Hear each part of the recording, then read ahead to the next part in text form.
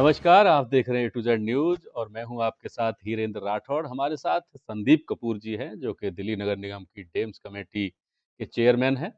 स्वागत है आपका जी, कपूर जी। जी। आपका भी और आपके सभी दर्शकों का स्वागत कपूर साहब से हम जानेंगे कि जिस तरीके से दिल्ली में 12 निगम वार्डों के उपचुनाव का जो बिगुल बज चुका है, ज़ाहिर-सी बात है कि एमसीडी के किए हुए काम उसके लिए बहुत मायने रखते हैं, क्योंकि बीजेपी जब चुनाव में जाएगी, उपचुनाव में जाएगी, तो अपने किए हुए कामों को भी रखेगी।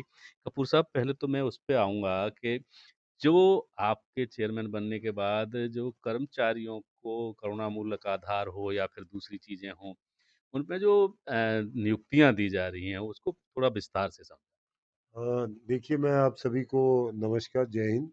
और मैं बताना चाहता हूँ कि भारतीय जनता पार्टी ने जब से नगर निगम के अंदर पदभार सँभाला, हमारे मेयर बने, उसके बाद लगातार पहले तो हमने सारी कमेटियों का गठन किया। स्टैंडिंग कमेटी बनी, ज़ोन कमेटियाँ बनी, फिर उसके बाद जो एड हॉक कमेटियाँ, स्टैट्यूटरी कमेटी जो हेडक्वार्टर की होती हैं, उन सब का भी गठन किया। और उसका रिज़ल्ट ये है कि बहुत सारे पार्षद जो कि निगम के कामों को आगे बढ़ा सकते थे, जिनको समझ है ऐसे सभी पार्षदों को अपने काम मिल गए और वो लगातार इन कमेटियों के अंदर जो भी पेंडिंग काम है, अधिकारियों को बुलाकर चेक कर रहे हैं, उनकी मॉनिटरिंग कर रहे हैं, तो इससे कामों में तेज़ी आई। मेरे पास पार्टी ने मुझे पर्यावरण संरक्षण विभाग की ज़िम्मेदारी दी, जिसमें दिल्ली की सफाई व्यवस्था, हमारे कर्मचारी लैंडफ़िल साइट्स और उसके अलावा जो मलबे के ढेर हैं, सीएनडी वेस्ट, नए जो प्रोजेक्ट्स हैं जिसमें कूड़े को निस्तारित करते हैं, ये सारे इस कमेटी में आते हैं। हमारा सबसे पहला प्रयास था कि जो हमारी रीढ़ की हड्डी हमारे कर्मचारी हैं, पहले उनके जो रुके हुए काम है उनको किया जाए। और आप सबको पता है कि कर्मचारियों की सबसे पहली डिमांड रही है कि जो कच्चे कर्मचारी हैं उनको पक्का किया जाए। और मैं आपको बताना चाहता हूँ 2022 में जब भारतीय जनता पार्टी थी, उसके बाद 3 साल तक किसी भी कर्मचारी को पक्का करने का कोई प्रस्ताव आम आम आदमी पार्टी लेकर ही नहीं आई। उसको पास करना तो बहुत दूर की बात थी, लेकिन उनको प्रस्ताव लाके पास करवाना था और उसको पास करवा के कर्मचारियों को पक्का करना था, वो उन्होंने किया नहीं। अब जो 22 में हमने प्रस्ताव पारित किए थे, उसमें कुछ कर्मचारी इस पीरियड में ज़रूर पक्के जिन्होंने उसका श्रेय लेने की कोशिश की, लेकिन वो सारे भारतीय जनता पार्टी के कारण पक्के हुए थे। उसके बाद अभी 14 अक्टूबर 2025 को हमने उसके बाद अब जो है हाउस से वो 3 साल बाद प्रस्ताव पारित हुआ। 2002 तक के जितने भी एवजेदार जो कर्मचारी थे, उनको अब रेगुलराइज़ करने का प्रस्ताव पारित होके ऑर्डर जो है अब ज़ोन में चला गया। और इस ऑर्डर की वजह से आने वाले कुछ दिनों में 3000 से ज़्यादा कर्मचारी जो है, वो रेगुलराइज़ किए जाएँगे। इसके साथ-साथ जो करुणामूलक जैसे किसी कर्मचारी की ऑफ़िस टाइम में ड्यूटी पे डेथ होती है, तो हम 100% उनके जो आश्रित होते हैं, उनको नौकरी देते हैं। अभी तक जो पिछला प्रस्ताव था उसमें 2010 तक के जो ऐसे सभी क जो कर्मचारी थे जिनके आश्रितों को हमने कच्ची नौकरी दी थी और आने वाले दिनों में उनके लिए भी एक नया प्रस्ताव आ रहा है और वो भी हम उन सबको ऐसे 2 ढाई हज़ार कर्मचारी उनको भी जल्दी हम पक्का करेंगे। तो पहला काम था कच्चे से पक्का करना। दूसरा एक और बड़ा काम था कि हमारे कर्मचारी सालों-साल मेहनत करते हैं, काम करते हैं, उन्हें लगता है कि जो अच्छी मेहनत कर रहे हैं या जिनकी क्वालिफ़िकेशन है उन्हें प्रमोशन मिले। लेकिन मैंने देखा कि जिस पोस्ट पे कर्मचारी निगम को जॉइन करता है, ज़्यादातर उसी पोस्ट पे रिटायर हो जाते हैं, कोई प्रमोशन नहीं मिलती। लेकिन आते ही हमने सभी जो स्वच्छता के जितने भी डिपार्टमेंट सब में हमने चेक किया, जैसे सैनिटरी गाइड्स हैं, हमने कई 100 सैनिटरी गाइड्स को प्रमोशन देके उनको एलोकेट करके उनको 1 ग्रेड ऊपर कर दिया। जो कि समझदार थे, जिनके पास क्वालिफ़िकेशन थी और जो इंटरेस्टेड थे और जिन्होंने वैकेंसी के अगेंस्ट अपना जो है वो उन्होंने अपनी एप्लीकेशन दी। ऐसे ही एएसआई की कम से कम 700-800 पोस्ट खाली थी। सिर्फ़ एड हॉक बेसिस पे लगाए हुए थे कि चल तू देख ले, चल तू देख ले। लेकिन ना तो बेचारों को अलाउंस मिलता था, ना उनको पोस्ट मिलती थी। बेचारे काम कर रहे थे कई सालों से। ऐसे भी हमने सीनियॉरिटी बना के ऐसे 350 कर्मचारी जो हमारे अपने कर्मचारी थे, उन सबको हमने प्रमोशन देके उनको एलोकेट कर दिया, उन्हें एएसआई बना दिया। और 50% जो एएसआई हैं रूल के हिसाब से हमको ऐसे क्वालिफ़ाइड हमारे बच्चे जो कि डिप्लोमा कर चुके हैं, जो क्वालिफ़ाइड हैं, जिनकी एज भी अंडर है और वो डीएसएसबी के थ्रू एग्ज़ाम देकर वो आते हैं, नया टैलेंट आता है। उनके एग्ज़ाम करवा दिए 3 अक्टूबर को और आने वाले 2-1 महीने में उनकी लिस्ट बनेगी, 350 वो भी आ जाएँगे। तो जी, जितनी एएसआई की वैकेंसी है वो भी भर दी हमने। उसके अलावा जो चीफ इंस्पेक्टर है उसकी भी वैकेंसीज़ हमने भर दी। तो कोशिश ये कि अगर पोस्ट है और कर्मचारी एलिजिबल है, उसको उसकी जगह बिठा के उसको अलाउंस भी दिया जाए, उसको रुतबा भी दिया जाए और उसको काम करने का मौका दिया जाए। जी। अच्छा, इसके अलावा मैं ये जानना चाहूँगा कि जिस तरीके की व्यवस्था अभी सफाई की है, बार-बार सफाई को लेकर के चर्चाएँ होती हैं कि और अलर्ट किया जाता है, पार्षदों को लगाया जाता है, पार्षद अपने इलाकों में जाते भी हैं, देखते हैं। जो नतीजे मिलने चाहिए, जो रिज़ल्ट्स मिलने चाहिए, वो फिर भी नहीं मिल पा रहे हैं, शिकायतें बार-बार आती रहती हैं। क्या कारण मान देखिए, एक बहुत बड़ा कारण है कि पिछले 3-4 साल में जो जनप्रतिनिधि चुने गए, उनकी आवाज़ जो है वो अधिकारियों तक या जहाँ काम के डिसीज़न हो रहे हैं, वहाँ तक नहीं जा रही। और एक बड़ा गैप जो नीचे जैसे एसआई है या निगम पार्षद है, उसको जो चीज़ें चाहिए, वो और जो वो सोचता है कि ये पॉलिसी में परिवर्तन होना चाहिए, वो आवाज़ ऊपर तक नहीं जा रही थी। पॉलिसी मेकिंग कमरों में बैठ के हो रही थी जी, और जो भुगत रहे थे वो नीचे थे। तो अब ये बीजेपी के आने के बाद अब इस स्थिति में सुधार आ रहा है। अब हम लगातार जो नीचे हमारे एसआईज़ हैं, एएसआईज़ हैं, हमारे पार्षद हैं, वो मीटिंग्स हम कर रहे हैं, उनकी आवाज़ उठा रहे हैं, मीटिंग से मिनट्स बनते हैं, अधिकारियों से डिस्कशन हो रहा है, कमिश्नर तक ये जा रहा है और पॉलिसीज़ के अंदर परिवर्तन किया जा रहा है। जैसे मैं एक एग्ज़ाम्पल दूँगा, सफाई व्यवस्था में बहुत बड़ा योगदान टिप्पर और ई-रिक्शा के अगर वो इलाके में घूमेंगे जी, ज़्यादा से ज़्यादा, तो लोगों के घरों से भी कूड़ा उठाएँगे, सड़क पे पड़ा हुआ कूड़ा। लेकिन एक पॉलिसी बना दी कि वो 15-20 स्थान पे खड़े होके और उनकी मार्किंग होगी। हुँ, उससे क्या होता था, रोज़ 2 घंटे जो है खराब हो रहे थे।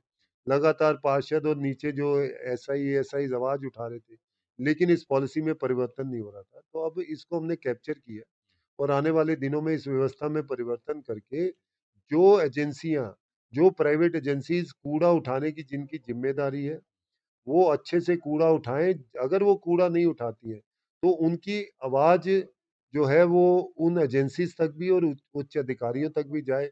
उसके लिए कॉल सेंटर की व्यवस्था भी अब की जा रही है जी। और जो ये पॉइंट सिस्टम है उसमें भी परिवर्तन किया जा रहा है। तो मुझे लगता है कि कई बार संसाधन होते हैं, लेकिन क्योंकि हमने उसकी व्यवस्था ठीक ढंग से नहीं की है, उसकी मॉनिटरिंग नहीं की है, अगर वो हम ठीक ढंग से कर लें तो उसमें बड़ा परिवर्तन आता है। नहीं, आपने संसाधनों की चर्चा की है, तो कहीं बजट की कोई दिक्कत, कोई चीज़ें आड़े आ रही हों? क्योंकि कई बार कहन सुनने में आता है कि झाड़ू तक नहीं होते हैं। देखिए कई बार क्या होता है, बजट नहीं होता और कई बार उसका प्रोसीजर नहीं होता। अब जैसे आपने झाड़ू की बात की या फावड़ी या ये है, तो मैंने आने के बाद हमारे दिल्ली के अंदर 3 स्टोर हैं। तीनों स्टोरों की मैंने कल ही स्टॉकिंग ली है और हमने एक नई व्यवस्था बनाने जा रहे हैं। मैंने इसे कहा है कि एक एसआई जिसके वार्ड में किसी चीज़ की कमी है, तो वो कैसे उस कमी को पूरा कर सकता है, कैसे स्टोर से अपना सामान इंडेंट बना के ले सकता है। इस पूरी व्यवस्था के ऊपर एक नया सर्कुलर अभी हम इश्यू करने वाले हैं। उसके अलावा स्टोर्स के अंदर जो मटेरियल पड़ा हुआ है, उसको एमसीडी की वेबसाइट पे, डैम्स के डिपार्टमेंट की वेबसाइट पे डाला जाएगा।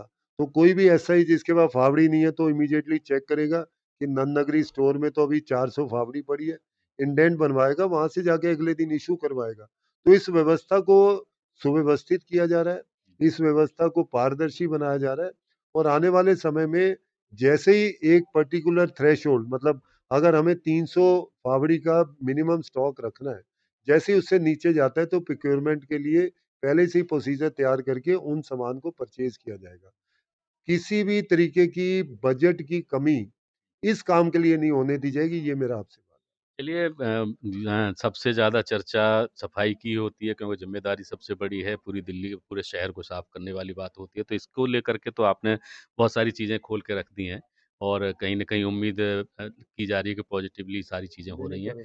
अच्छा, दूसरी बात ये है कि डीवीसी कर्मचारियों की भी चर्चा काफ़ी लंबे समय से रही है, 1 महीने 32 दिन करीब-करीब वो यहाँ पर धरने पर भी बैठे हैं और उनको अचानक दिल्ली पुलिस के द्वारा हटवा दिया गया, ऐसे आरोप हैं कि शायद दबाव था या क्या था? इनके बारे में, क्योंकि ज़ाहिर-सी बात है आप पार्टी से जुड़े हुए व्यक्ति हैं, चर्चाओं में आप शामिल रहते हैं। क्या हो रहा है इनके लिए? देखिए, ये जो डीवीसी कर्मचारी हैं, ये भी हमारे कर्मचारी हैं और वर्षों से जनता की सेवा कर रहे हैं और मैं तो इनके लिए कई बार हाउस में बोल चुका हूँ। जी। और लास्ट टाइम जब 2023 में एक प्रेम्बल लगा के इन डीवीसी कर्मचारी जो कि परमानेंट पोस्ट की माँग कर रहे थे, सैलरी इंक्रीज़ की बात कर रहे थे, उस समय की आम आदमी पार्टी ने इन्हें एक ट्रैप में फँसा के और एमटीएस बना के छोड़ दिया।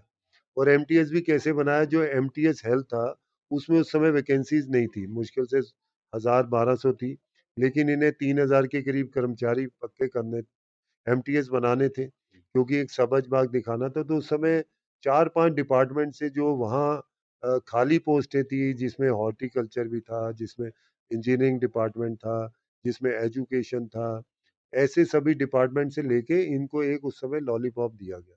और मैंने तब भी इस मुद्दे को उठाया था कि एक ट्रैप में इन्हें फँसाया जा रहा है। क्योंकि जब आप एक बड़े ग्रुप का हिस्सा बन जाते हो, जैसे इसमें कुछ 33-34 हज़ार कर्मचारी हैं जो एमटीएस हैं, मिनिमम वेजेस पे हैं पूरी एमसीडी के अंदर। तो आपके लिए अलग से सोचना, अलग से कुछ करना मुश्किल होता है, क्योंकि एक अगर ग्रुप को आप कुछ ना कुछ फैसिलिटी दें, तो बाकी लोग भी डिमांड करते हैं कि हम भी क्योंकि सेम लेवल पे हैं, सेम जगह हैं, तो वो जो ट्रैप में फँसाया गया था, वो आज भी इनकी सैलरी इंक्रीज़ में, इनको कुछ एक्स्ट्रा फैसिलिटीज़ देने में आज भी वो आड़े हाथों आ रहा है। क्योंकि जब भी हम इनकी सैलरी इंक्रीज़ की या कोई बात करते हैं, तो जो अधिकारी हैं वो 33,000 की लिस्ट हमारे सामने रख देते हैं कि भाई साहब अगर ये 5,000 के लिए करोगे तो 33,000 बैठे हुए हैं आपके सामने। तो ये एक बड़ा वित्तीय मसला इस समय हमारे सामने है और हमारी कोशिश ये है कि इन सबको एक अलग ग्रुप क्रिएट करके और कैसे इनको बेनिफिट दिया जाए, इसी पे ही लगातार चर्चा चल रही है और मैं भी उस चर्चा में शामिल रहा।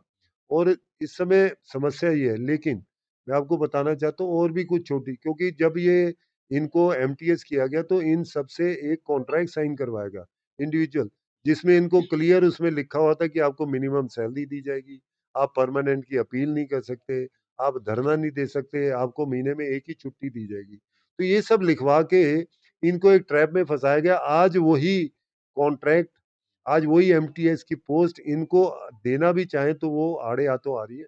लेकिन हम लगातार बैठक कर रहे हैं, मेयर साहब से चर्चा हो रही है, नेता सदन हमारे साथ में लगे हैं और चेयरमैन से साथ में, कमिश्नर साहब से ही बात हो रही है। कहीं तो जी। कुछ ना कुछ पॉज़िटिव और कमिटमेंट के साथ, कुछ ना कुछ पॉजिटिव कमिटमेंट के साथ और इसका हल हम निकालने की कोशिश कर रहे हैं। और हमारी भी इनसे अपील है कि जनता के हित में, क्योंकि बहुत लंबा धरना हो गया और त्योहार भी बीच में निकले, जो ये अपने घरों के साथ ना मना के सड़कों पे मनाए।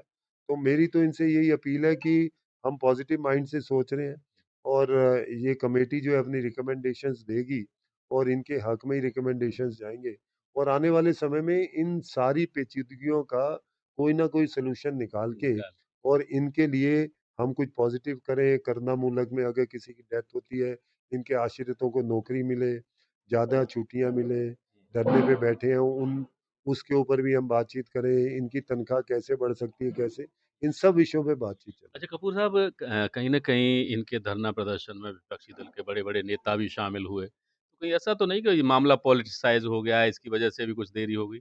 नहीं देखिए, मामला तो पूरा पॉलिटिसाइज़्ड ही है। जिन लोगों ने इनको इस ट्रैप में फँसाया, जिन्होंने आज इनकी ये स्थिति की, जिन्होंने इनसे मिनिमम वेजेस का, एक छुट्टी का, प्रमोशन नहीं ले सकते, धरना ऐसे कॉन्ट्रैक्ट साइन करवाए, वही आज इनकी साइड खड़े होकर इनके लिए घड़ियाली आँसू बहा रहे हैं और कह रहे हैं हम तो तुम्हारे साथ थे, हमने तुम्हें एमटीएस में। भाई यही लोग तो ज़िम्मेदार हैं जिन्होंने इन्हें इस ट्रैप में फँसा के इस स्थिति में छोड़ा। और वो ही आज इनके साथ खड़े होके घड़ियाली आँसू बना के और इनकी ये जो भोले-भाले हमारे साथी हैं, इनकी हमदर्दी जीतने की कोशिश कर रहे हैं। लेकिन सभी समझदार हैं, इन चीज़ों को समझते हैं कि कैसे जी। उस समय चुनाव से पहले इन लोगों को बेवकूफ़ बना के और जो है इस ट्रैप में फँसाया गया। लेकिन आने वाले समय में हम लोग इनकी मदद के लिए जितना ब हर संभव प्रयास है वो कर रहे हैं और आगे भी जितने भी बेनिफिट दे सकेंगे, इन्हें देंगे। इन कॉन्ट्रैक्ट को ठीक है, वो साइड पे हमने कर दिया। चलिए, हमारे से बात करने के लिए बहुत शुक्रिया। जी। नतीजे हों या फिर चुनाव प्रचार, पता नहीं क्यों नरेंद्र मोदी जी ने अपना निशाना 99% ईमानदार लोगों पर लगा रखा है। 15 साल एक जंगल राज का अनुभव किया है और 15 साल तक बिहार पूरे देश में बदनाम होते रहा। भारत देश बचाना है, मोदी जी को लाना है। सड़क से लेकर संसद तक केंद्र सरकार और दिल्ली सरकार को मिलकर काम करना चाहिए। देश को अब शासकों की जरूरत नहीं है, देश को सेवक की जरूरत है, सेवक। दुनिया की हर खबर। लोग कहते हैं कि आपने कांग्रेस पार्टी से समझौता कर लिया। हमने कहा समझौता इसलिए कर लिया कम से कम कोई बात पक्की हो जाए कि आने वाले समय में समाजवादी और कांग्रेस की सरकार बनने जा रही है। करोड़ जनता में जो जबरदस्त नाराजगी व आक्रोश व्याप्त है वह किसी से छिपा नहीं। दंगा हम लोग नहीं करते हैं, हमारी संस्कृति दंगा संस्कृति नहीं है। अब आपके मोबाइल पर लॉग ऑन करें A to Z News.com।